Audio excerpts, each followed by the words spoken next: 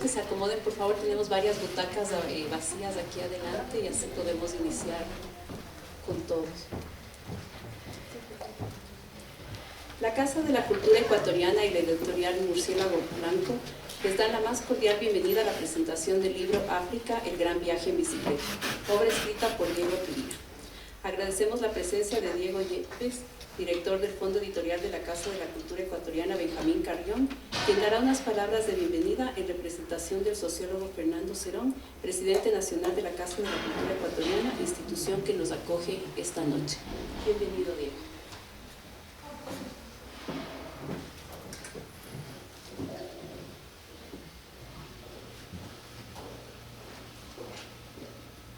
Buenas noches con todos.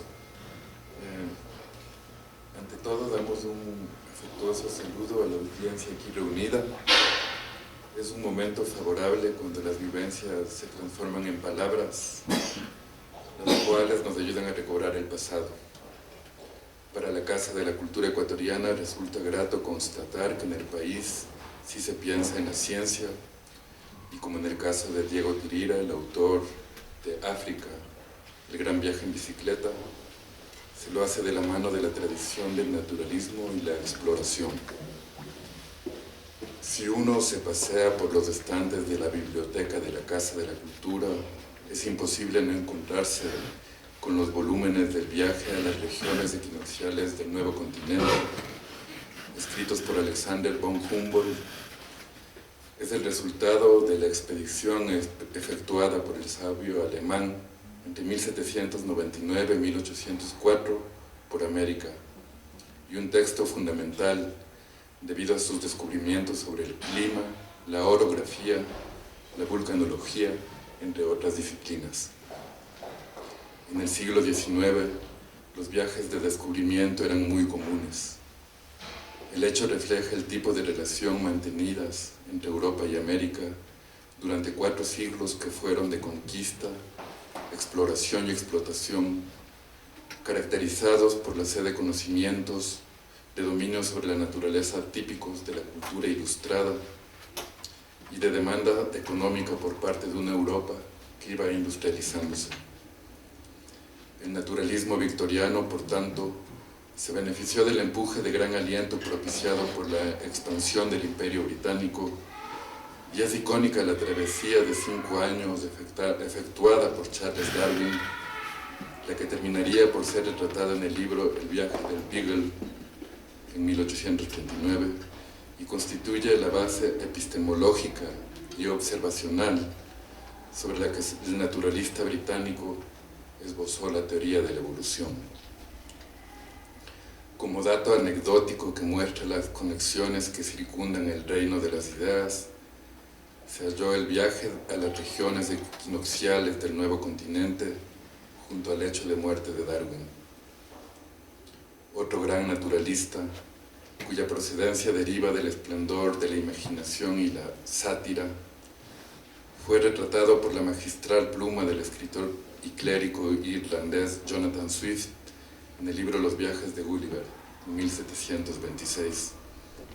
En la obra se narra los estrambóticos lances a varias regiones remotas del planeta del capitán Lemuel Gulliver, quien en sus correrías vislumbra las oscuras costumbres y los cómicos dilemas de un sinnúmero de reinos y gentes, quienes son analizados con la precisión quirúrgica de un antropólogo demencial. En palabras del entomólogo y biólogo estadounidense Edward Osborne Wilson, abro comillas, aunque el viaje sea magallánico y aunque las excursiones más atrevidas de circunscripción, en consecuencia, vayan decayendo paulatinamente, de manera que el perfil general de la existencia material quede bien definido, todavía habremos dominado únicamente una fracción infinitesimal del detalle interno. La exploración seguirá en una profusión de disciplinas académicas. Están también las artes, que abarcan no solo todos los mundos físicos posibles, sino también todos los mundos concebibles que interesan de manera innata y son compatibles con el sistema nervioso y así, en el sentido únicamente humano, verdaderos. Nombramos estos viajes por los reinos de la observación, el método y los sueños, con el objetivo de hacer un llamado a la coherencia. Hay en la complejidad inherente de las artes y las ciencias una sinergia que jamás debió resquebrajarse. No hablamos de dos planos distintos, sino de unas perspectivas complementarias que envuelven la aventura humana, puesto que permiten el surgimiento de matices insospechados. Y, como es el caso de Diego Tirira, es mejor que el trayecto se recorra en bicicleta. Muchísimas gracias.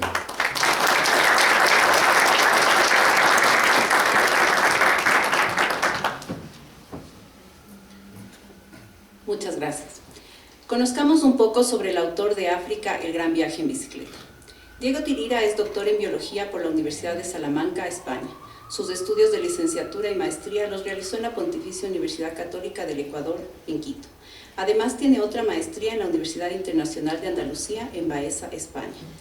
Diego tiene una larga y reconocida trayectoria en estudios biológicos que le han hecho merecedor de varios premios y reconocimientos.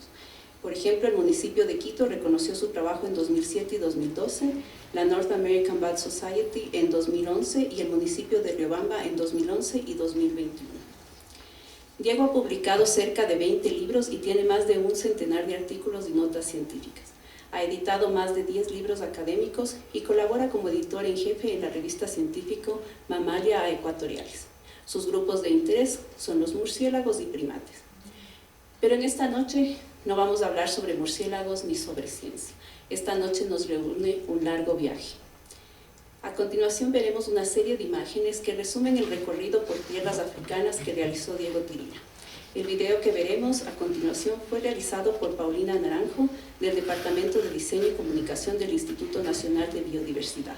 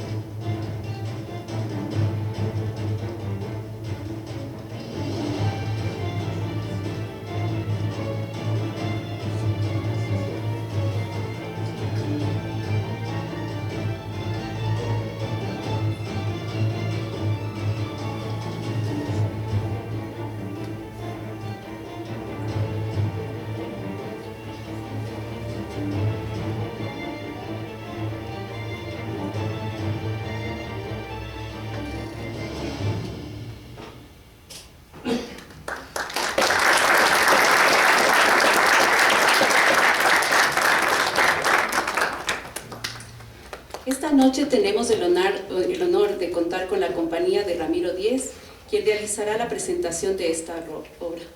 Ramiro, el micrófono es tuyo.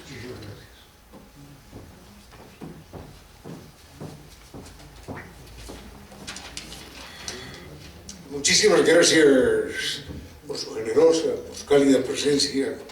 Gracias a Diego Tirira, es un orgullo tenerlo como amigo, saber que nuestro país produce científicos e intelectuales de esta talla. Un segundito, voy por mis lentes.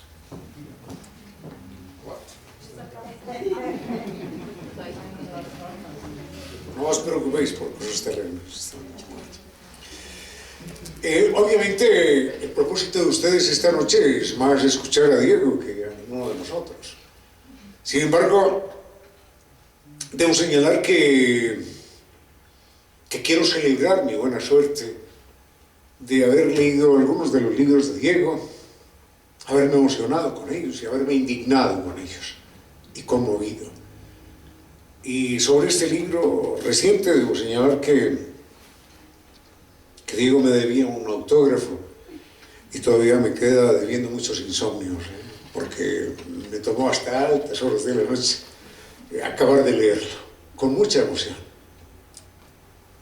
Debo señalar que lamentablemente por mi desorden, por mi caos, no traje ningún texto escrito, pero sí traje una pequeñita ayuda a memoria para no equivocarme y no dispersarme mucho.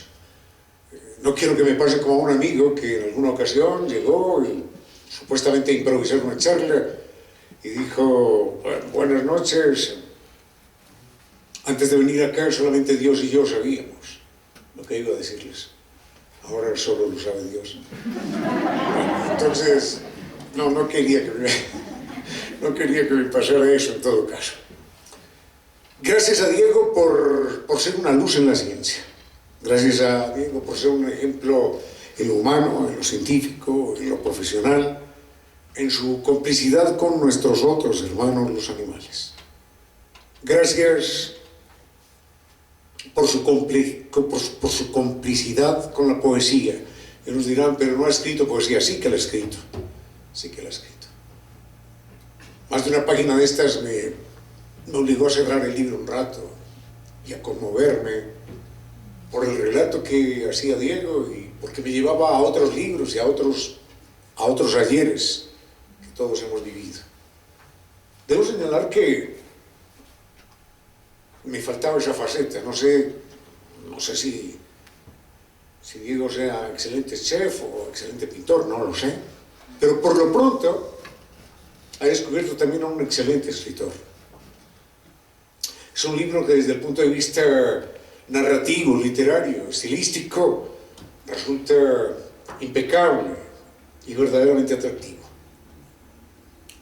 Agradezco mucho a Diego Tirira por este viaje que nos ha permitido a todos, por este viaje al África.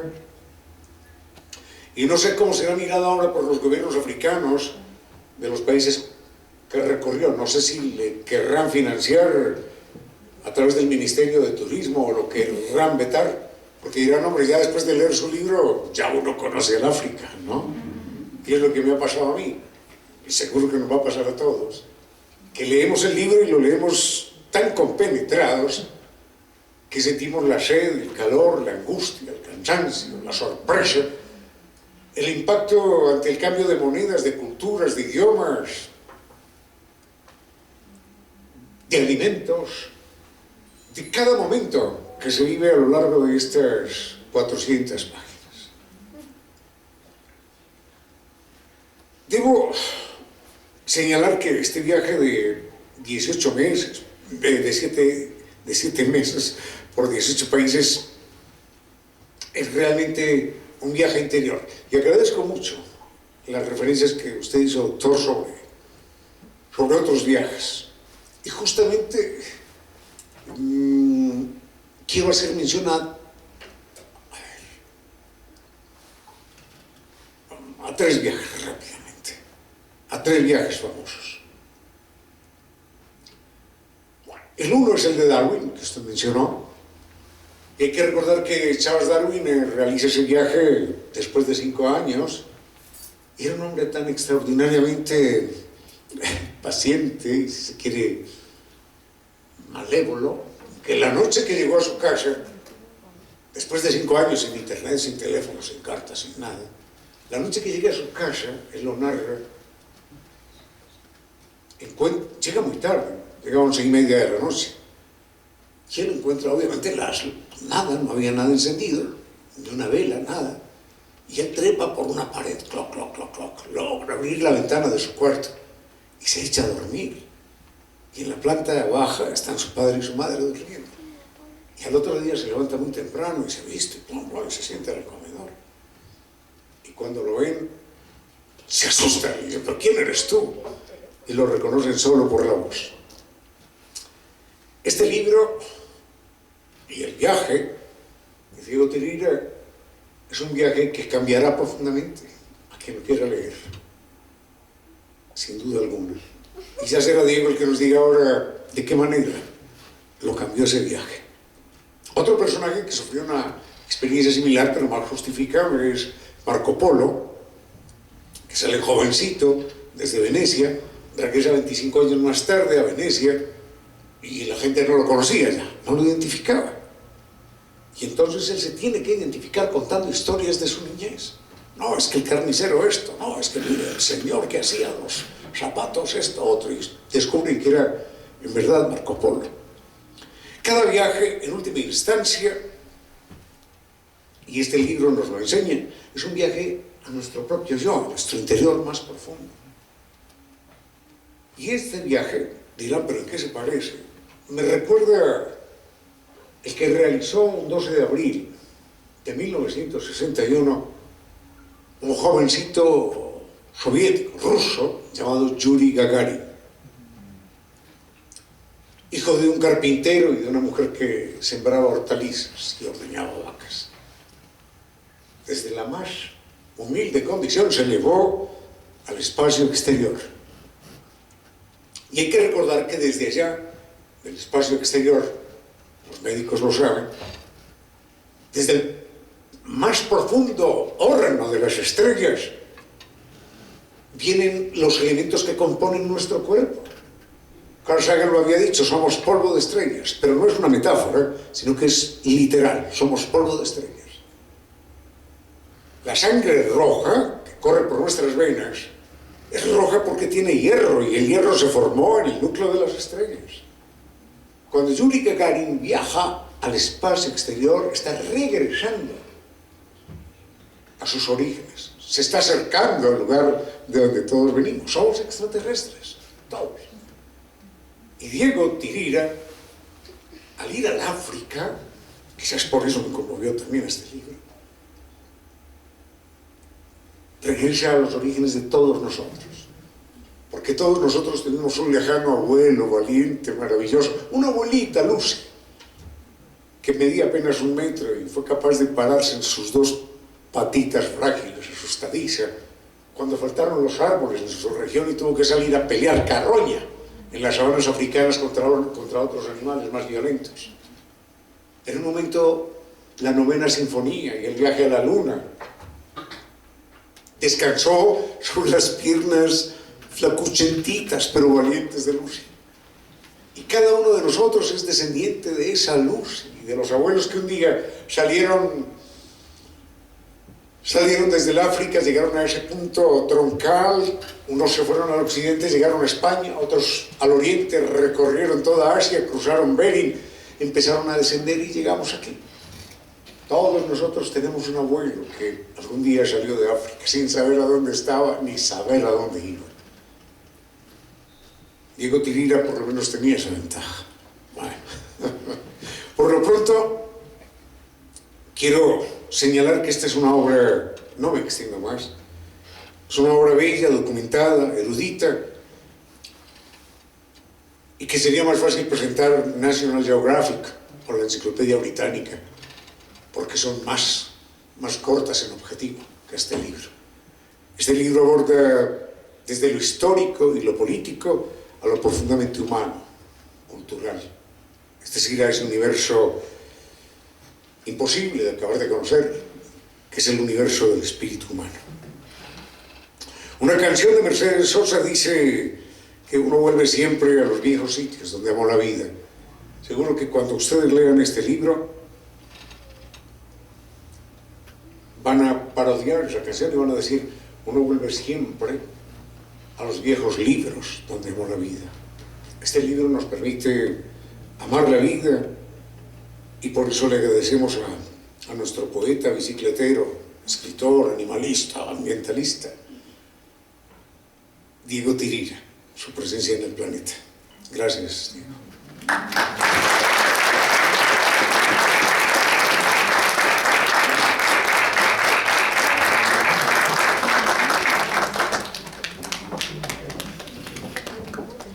Es importante mencionar que al final de esta ceremonia abriremos un foro para que el público formule preguntas a Diego sobre su viaje o sobre la elaboración del libro. En medios biológicos y académicos el trabajo de Diego es bastante conocido, pero pocos conocen sus otras pasiones. Como fotógrafo inició en 1991 y a partir de entonces una decena de cámaras fotográficas han pasado por sus manos. Al momento ha disparado más de 150.000 fotografías, de las cuales cerca de 2.000 han sido publicadas en libros, revistas, periódicos y otros medios de difusión. Varias de ellas han ilustrado las portadas de las revistas como International Journal of Primatology, Ecuador Terra Incógnita, Nuestra Ciencia y Mamalia Ecuatoriales. Como viajero, Diego emprendió su primer viaje internacional en 1993 y desde entonces no se ha detenido en su interés por conocer el mundo. Al momento ha recorrido 85 países y territorios en los 7 continentes. En sus viajes ha visitado alrededor de 300 patrimonios de la humanidad y decenas de otros sitios de interés, entre ellos más de 50 parques nacionales y otras áreas protegidas, sin tomar en cuenta las existentes en Ecuador. Como escritor, Diego Tirira ha publicado más de 50 artículos de difusión sobre diversos aspectos, tanto referentes a su profesión como relacionados con cultura y naturaleza. Diego considera que su mayor habilidad es expresarse a través de la palabra escrita. El libro África, el gran viaje en bicicleta, es su primer libro de testimonio. Sin más preámbulos, invitemos al autor de África, el gran viaje en bicicleta, para que comparta con nosotros su inolvidable experiencia en la producción de esta obra.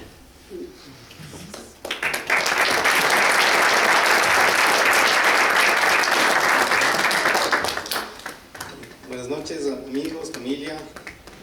Muchas gracias, Ramiro, por tus palabras. Gracias a la Casa de Cultura por brindarme este espacio. Cuando uno planifica, existe una frase que he escuchado en varias ocasiones, que un viaje se lo vive en 3 momentos. Cuando se lo planifica, cuando se lo vive el viaje en realidad y cuando se lo recuerda. Yo ahora añadiría una cuarto momento cuando uno vive y disfruta de un viaje, es cuando lo escribe, cuando lo traduce en un libro, en una publicación. El viaje que hice hace 20 años, en 2001, no fue tan planificado como se hubiera podido imaginar. Remontémonos 20 años atrás, no había las facilidades que existen ahora. El internet no era tan lleno de páginas de información. Había muchas diferencias. Los teléfonos inteligentes, que son tan fáciles y que nos facilitan y que nos ayudan en la vida cotidiana, en aquel momento no existían. Yo tenía que recurrir a los elementos tradicionales, manuales que se usaban en aquel momento. Entonces, cuando yo inicié el viaje hace 20 años, no sabía mucho más del África de lo que saben ustedes, de lo que sabe el común y corriente de las personas que viven en el país. Sabía de las diferencias sociales, económicas, sabía un poco de guerras civiles que vivían, de la pobreza extrema, algunos pueblos, culturas, lugares que había escuchado nombres, pero no mucho más. Entonces, cuando empecé el viaje, en realidad fue un viaje que empecé a ciegas, sin saber a dónde iba ni cuál iba a ser los desafíos que tendría que aventurarme. Lo único que yo sabía es que quería empezar en Gibraltar, en el estrecho de Gibraltar, en Marruecos, y terminar en el Cairo, en Egipto. Eran los dos elementos que conocía. El resto, prácticamente, la ruta se la hizo a medida que fui avanzando. Una vez que terminé el viaje, mi idea desde un comienzo estuvo en mi mente publicar un libro. y así fue como se la concibió. Por ese motivo escribí 4 diarios durante todo este proceso de este proyecto. A los pocos años, alrededor de 2005 aproximadamente, empecé a transcribir los cuadernos. Pero no lo hace mucho. Las obligaciones, los trabajos, los compromisos me obligaron a dejar de lado los cuadernos y quedaron sin que pueda avanzar. En algún momento en este periodo mi esposa Lisette quiso ayudarme a transcribir, pero no entendió la letra, ¿no? Esos garabatos que estaban escritos ahí, definitivamente me dijo que no puedo transcribir porque no entiendo. Y aquí vale la pena hacer un pequeño paréntesis. Hablamos, es muy común comentar sobre la letra de los médicos, ¿no? Que los médicos escriben una letra patoja. Es que no saben, no conocen lo que escriben los biólogos, ¿no? El médico escribe sentado en su oficina con tranquilidad y tiene que escribir unas 7 líneas y no más.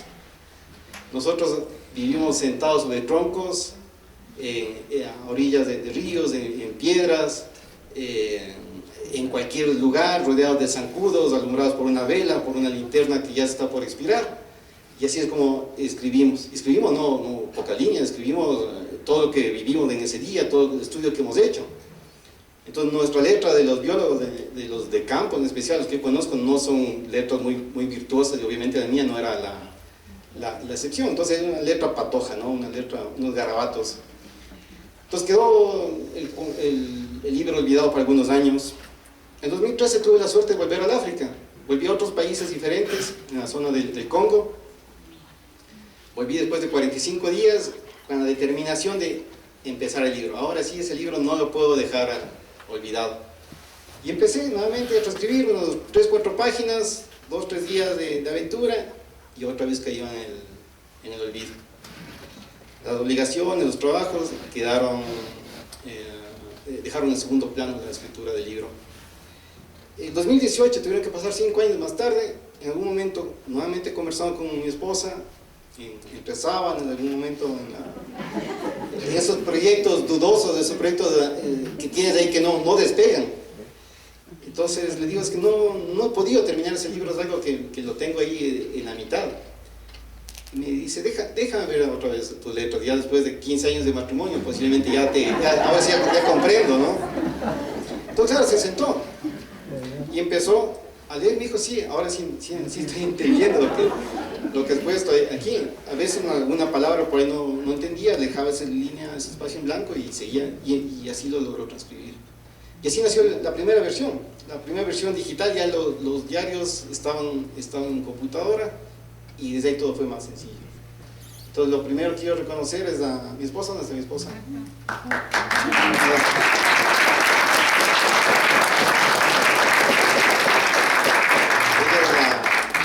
Es la responsable de que ese libro haya visto la luz. Muchos de ustedes que ya me conocen en otros eventos, siempre reconozco a mi esposa por su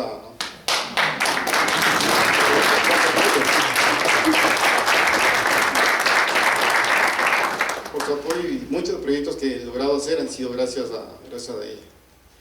Así nació la primera versión y desde ahí todo empezó a fluir. 3 meses le tomó a mi esposa transcribir los cuadernos, y desde el 2018, alrededor de mediados, yo empecé a trabajar en ello. 2 años me tomó armar el libro, como en su primera versión, como ya lo ven ahora. Hubo mucho trabajo, fue durísimo, no tienen idea cuánto me costó escribir, porque una cosa es escribir ciencia, una cosa es escribir documentos para la academia, donde ciertas reglas, las reglas del español son las mismas, o del inglés, depende del idioma que se esté escribiendo, ciertas reglas son estandarizadas, pero aquí era diferente. Tenía que pensar en el adjetivo correcto usar, no usar esta forma de redacción, tenía que desarmar párrafos para volverlos a armar.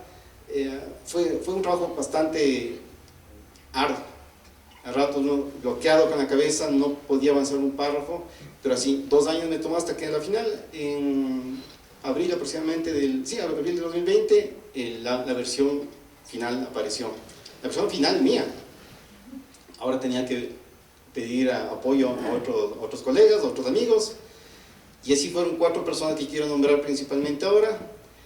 Karina Paredes, no sé si es que vino, no está aquí. No está aquí. Bueno, la primera amiga, una colega de universidad, le di el texto: Karina, dime si este texto tiene futuro. ¿Qué piensas? Y claro, un mes aproximadamente más tarde me llamó y claro, me dijo que le encantó, me corrigió ciertos errores. Cuando uno empieza a escribir este tipo de cosas, los procesadores de palabras ya no son suficientes, el Word no es suficiente, porque obviamente uno ve el texto y no hay faltas de ortografía, pero es otro tipo de corrección a la que hay que entrar. Y claro, Karina encontró algunas cosas. Luego pedí a Natalie Tufiño, que sí está aquí, muchas gracias Natalie, comunicadora, dio una lectura, también me dio sus comentarios valiosos. A otro gran amigo, Wilmer Granda, te agradezco, también el estudioso de la redacción, y así me dieron sus comentarios y fue como el texto fue mejorando. Luego vino una nueva etapa, que ya era la corrección de estilo, la parte final, y quiero reconocer a Gracie Buenza. Muchas gracias, Grace, por haber venido y por tu apoyo. Ella es correctora de estilo y es la que me enseña muchísimo de lo que yo he aprendido. Como buen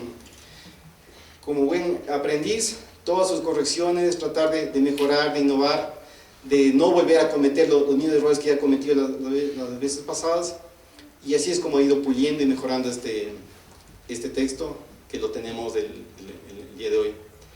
Entonces, el viaje empezó sin mucha planificación, lo viví tampoco sin mucha planificación, la planificación se le iba dando, y las anécdotas que las viví, muchos de ustedes que han sido mis amigos ya por varios años, les he comentado, les he narrado algunas de ellas, y siempre a varios les decía: algún rato voy a escribir un libro. Era una deuda que tenía pendiente, y con esto he quedado pagada la deuda. Entonces, no les debo nada. Y eso me ha dado mucha alegría. La semana pasada hicimos la primera presentación de este libro en Robamba. Quería volver a mi tierra natal a hacer justamente la presentación del libro en la ciudad que me vio nacer, porque las primeras páginas del libro empiezan ahí, empiezan en Robamba. Empiezo a narrar desde mi niñez, entonces tenía la obligación moral de que este libro, su lanzamiento, empiece donde yo empecé.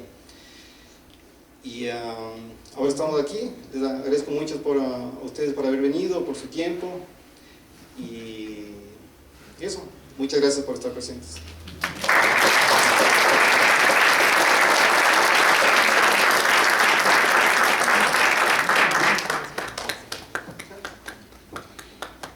Invitamos al público presente a formular las preguntas a Diego sobre su viaje o sobre la elaboración de su libro. Si tuvieras que escoger una anécdota para comenzar la hora de tu viaje, ¿cuál sería? El libro está repleto de anécdotas, ¿no? Cuando yo escribía ya el libro, ya en la versión hace 2 años, yo decía: qué cantidad de anécdotas que vivía en ese libro, pero eran prácticamente todos los días me pasaba algo que valía la pena y que está narrado, ¿no? Es repleto. África, antes de responderte, África, justamente ahora estoy leyendo un libro sobre un viajero también que hizo un viaje por África, y él dice: es que en África no se hace lo que uno quiere, en África se hace lo que África quiere. África te impone la ruta. Uno no dice: yo quiero ir por aquí. En África no se hace eso. En África no se dice: yo quiero tomar este tren, este bus, yo quiero llegar a este sitio. Eso no es posible en África. En África se hace lo que África quiere. África te dice: por allá usted no puede ir por X causas, no, guerra civil, no hay transporte, se fue el último bus y no puede volver en 15 días, yo qué sé, cualquier cosa.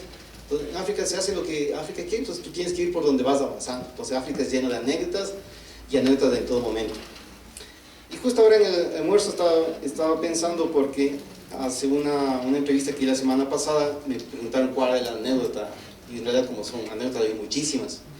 Pero una que se me viene, quizás de las más curiosas, en Ciudad del Cabo, en diciembre, diciembre más o menos, llegué a un hostal, ¿no? Entonces amigos, había un muchacho de Tanzania.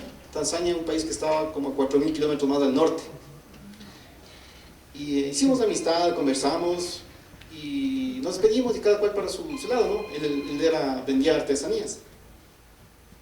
Yo seguí mi viaje, llego a Tanzania, a la capital, y me encuentro andando en la calle principal, en la avenida principal de Tanzania, de Dar es Salaam, la capital, y un muchacho viene y se me acerca y me dice, ¿no te acuerdas de mí? Y yo, de verdad, para ser sincero, yo no me acordé. Nos conocimos en la ciudad del Cabo, yo soy Hagi, y claro, estaba ahí. Entonces, imagínense, para poner en contexto, imagínense que ustedes conocen a una persona en Buenos Aires.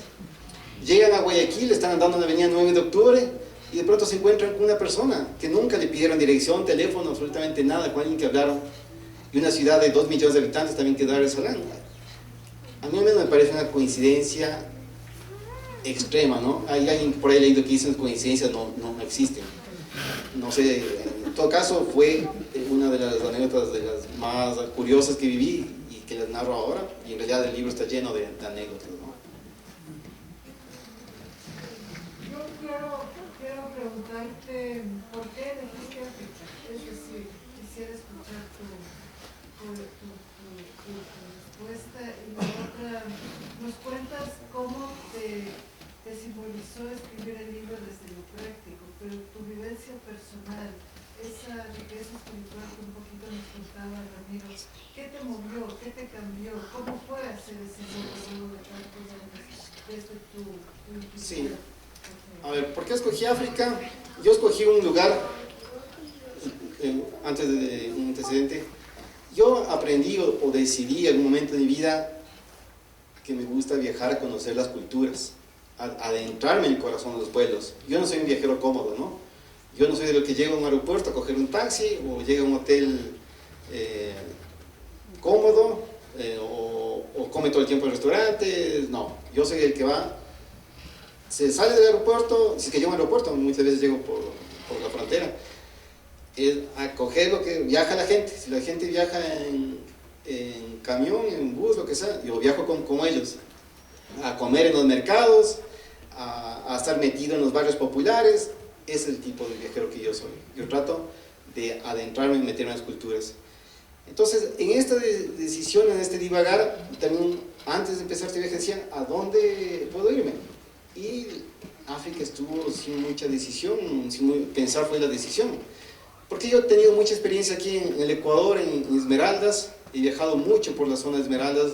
No sé si conocen, por ejemplo, el río Cayapas, el río Santiago, el río Santiago para arriba, son llenos de comunidades. En esa época yo hice el viaje, por ejemplo, en tren desde Ibarra hasta San Lorenzo, cuando todavía se podía, y hacer ese viaje espectacular, y ver cómo esas comunidades afrodescendientes es maravilloso, ¿no? Ver su bondad, su cariño. Entonces a mí me decía mucho que en África iba a vivir algo parecido. Entonces, adentrarme en una cultura, como yo quería viajar y conocer de cerca todo ese cariño y esa amistad que te ofrecen en el africano. Entonces fue la decisión y no me equivoqué, ¿no? El libro está narrado y es increíble los gestos de generosidad allá. Yo he comentado a varias personas, mucha gente dice, ¿por qué África? ¡Qué miedo!, ¿no? ¡Qué terrible! ¿Qué te puede pasar? Y uno cuando ya está allá se llena de la confianza, del cariño que te dan las personas, que vives. Yo me sentía que tenía guardaespaldas en todo momento. Hay momentos incómodos, ¿no? Que hay gente que te pide dinero, que tratan de abusar de ti como turista, ¿no? Que te lleva a conocer cosas. Todo el tiempo uno está enfrentando eso, todo el tiempo.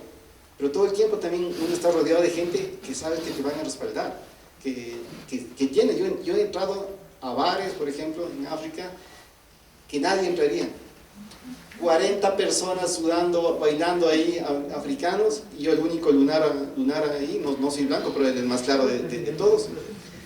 Y te sientes tranquilo, porque sabes es que una persona te acerca a molestarte, a hacerte algo.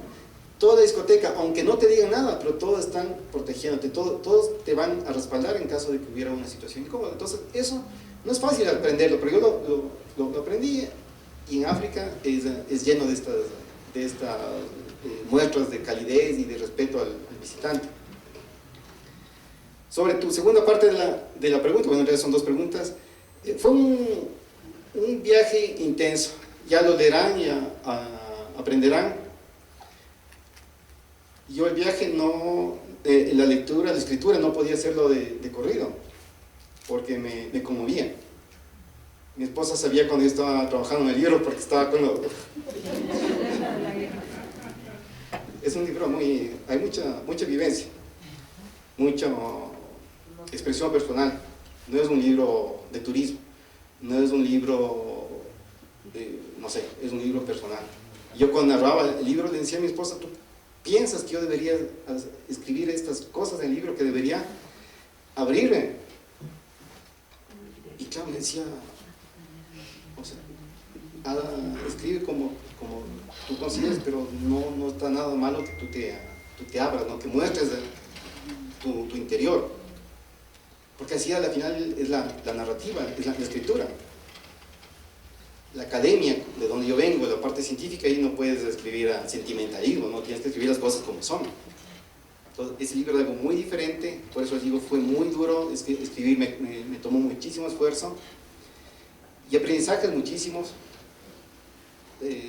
Sería largo extenderles todo lo que aprendí, cómo me cambió la vida, la forma diferente de opinión que tuve cuando yo regresé, darte cuenta de muchas mentiras de la sociedad, del abandono de estos pueblos, de las diferencias, las desigualdades, esa falta de amor de los niños. Yo he aprendido cuando un país es mientras más pobre es un país, más niños tiene. Y eso en África está repleto de niños que te persiguen. Tú no tienes vida privada ya, porque la vida rural es intensa, por todo lado de gente. Entonces cuando tú estás en medio de una sabana, dices, aquí no pasa nada, voy a descansar, en menos 5 minutos estás rodeado de 50 personas. Porque te ven, las casas son casuchas, están escondidas por ahí, y alguien dio la voz y toditos te siguieron. Entonces, fue intenso, una experiencia, no es para cualquiera, no fue un viaje de placer, me costó mucho esfuerzo hacerlo, y he tratado de transcribir toda esa vivencia, esa dureza en el libro, y bueno, espero haberlo conseguido, y ya ustedes juzgarán cuando lo lean. ¿Quién o qué te inspiró a hacer el viaje? ¿Quién? ¿Qué? En algún momento de mi vida decidí que lo más bonito es las cosas las que tú le das ese cariño. Lo mejor de la vida es que tú entregues tu tiempo a las cosas que te gustan. Yo no les digo, yo digo por mí, ustedes tendrán sus formas de pensar, sus sueños, quizás para otros sueños será algo muy diferente, pero al menos yo en un rato a temprana edad entendí que mi vida tenía que estar basada en el conocimiento del mundo, de las culturas, y conocerlos de cerca, no por libros, no por videos, conocerlos de cerca, y eso es lo que me motivó a hacer este viaje y muchos otros viajes que he seguido haciendo. No he logrado equiparar este viaje todavía, fue un viaje intenso, un viaje que fue un año que estuve fuera del país, y el viaje en territorio africano fue 7 meses, pero en realidad estuve viajando por otros lugares también. No he logrado equiparar y es algo que todavía está pendiente. Entonces justo eso fue mi encontrarme, luchar por ese sueño de conocer el mundo de las culturas de primera mano, no esperar que otras personas me cuenten, sino ir a meterme en los sitios, a verlo directamente. O sea, ¿sí? Justamente en el libro tú hablaste hace un momento de pasajes muy crudos, y había un par que a mí igual me hicieron llorar. Entonces yo quería saber, en esos momentos tan difíciles, ¿por qué no desertaste? Porque a mí sí me pareció un viaje, como tú dices, no es para cualquiera, es súper fuerte, creo que en lo emocional es súper fuerte. Entonces a mí me gustaría que puedas contarnos qué no te hizo a ti desertar del viaje y continuar y terminar tu llegada a tu meta. Sí, quizás yo tengo una mala costumbre, que yo tengo que terminar lo que empecé. Yo, por ejemplo, me pongo a ver una película, tiene que ser muy mala para que la deje. Pero generalmente empiezo la película y tengo que acabar de ver. Bueno, aunque me duermo en la mitad de la película, pero tengo que ver el inicio y el final. Entonces un poco como una respuesta. Incluyendo una sabatina, por ejemplo. Nunca los vi. Nunca los escuché. Y este viaje sí estuve en varios momentos con la idea de desertar. Momentos que me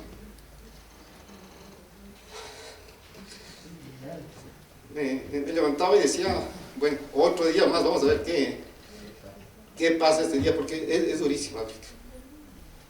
Las condiciones no son adecuadas, la gente todo el tiempo está montada encima del tuyo, jorobante la paciencia, no hay para comer algo tranquilo, tienes que, o sea, hay, ¿no?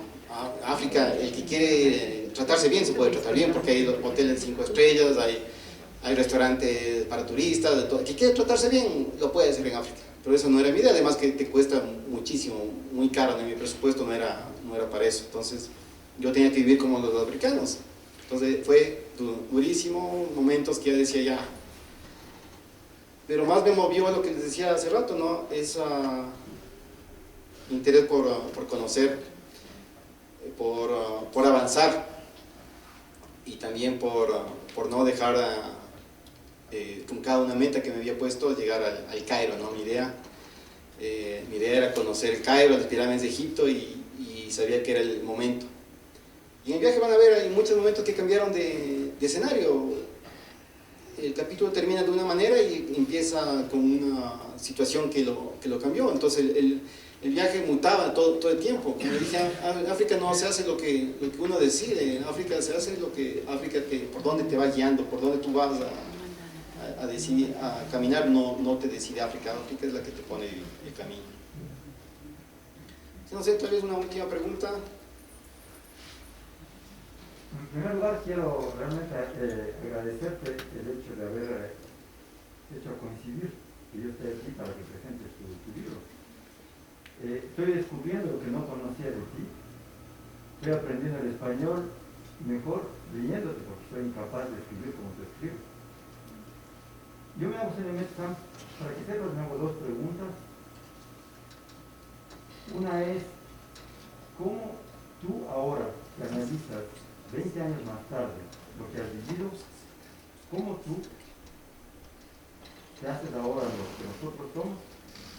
¿Cómo crees que el libro que estás dándonos es el libro que viviste hace 20 años? Es muy probable que todo está deformado, maduraste, cambiaste, ya no eres el mismo hombre, tenías otras curiosidades. Es muy probable que el libro no sea lo mismo que lo que viviste. Sí, tu pregunta es excelente y en algún momento alguien me hizo algo parecido. El libro, como les dije, estuvo aplazado 20 años, 19 años, y a la final, ahora que vio la luz, yo lo narro en el primer capítulo, este paso del tiempo lo ayudó a mejorar en calidad. Obviamente la escritura, como les he dicho, no es algo que como cualquier habilidad, no es algo que se aprende de un momento a otro, es algo que lo vas desarrollando con el tiempo. Y lo desarrollé casi que, si bien ya sabía escribir y escribía muchos textos antes, pero la gran cantidad de mi aprendizaje en narrativa fue estos últimos 2 años, 2 o 3 años. Pero yo hice algo, y ahí respondo a lo que tú dices, yo quise ser fiel a ese hombre y a ese viaje. Entonces, todas las anécdotas, las vivencias, las opiniones personales que hablo a lo largo del libro son generadas en el viaje y en el momento y están escritas en el momento donde se generaron. Ustedes encontrarán en un rato en Etiopía que yo digo una cosa X. Eso no es nuevo, esa opinión se generó en ese momento, en ese día. La narración, obviamente la redacción ahora es diferente, ¿no? La narro bonito, la narro interesante para que no se duerman, no se aburren y que quede bien escrito. Pero la opinión, la vivencia, nació en ese momento y está plasmada en ese párrafo donde se generó. Entonces, eso sí, algo, yo quise ser muy fiel al viaje. Entonces, ¿cuál es la diferencia? únicamente en la forma como la escribí. Quizás si el libro lo hubiera publicado hace 15 años atrás, hubiera sido el mismo texto, pero quizás la redacción no sería tan impecable o tan bien cuidada como fue ahora.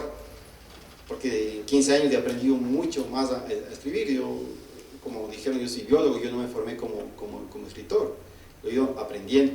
Pero la vivencia está plasmada en el momento que se generó la información, por así decirlo.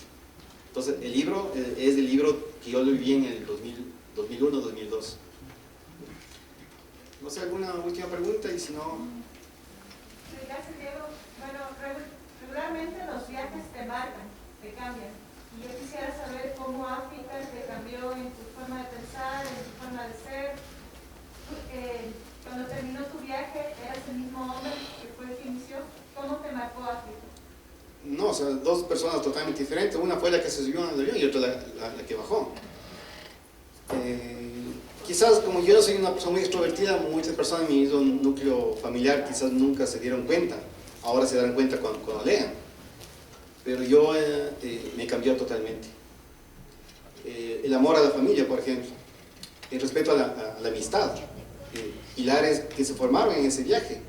No es que ya había el amor a la familia y a los amigos, ¿no? Y el cariño a los amigos, pero en ese viaje se cimentaron y son los pilares que me mueven en la vida, ¿no? Los que me cimentan. El respeto a la sociedad, a la opinión ajena,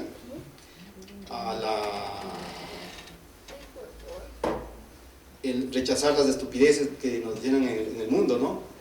Estamos llenos de situaciones tontas y aparecen por todo lado. Y en África eso está repleto, porque obviamente juegan con la falta de educación, con la ingenuidad del africano, todas esas desigualdades, a darte cuenta de esas situaciones, a darte cuenta que vives en un país riquísimo. Yo mucha gente le he escuchado que dice que Ecuador es un país pobre. No tienen idea lo que es un país pobre, lo que es un país sin obra social, que no existe obra social, no existe nada, cero. Pueblos donde tú llegas que no hay un solo foco encendido, todos son lamparitas que la gente tiene. Entonces, me mostró una realidad diferente del planeta y me hizo ver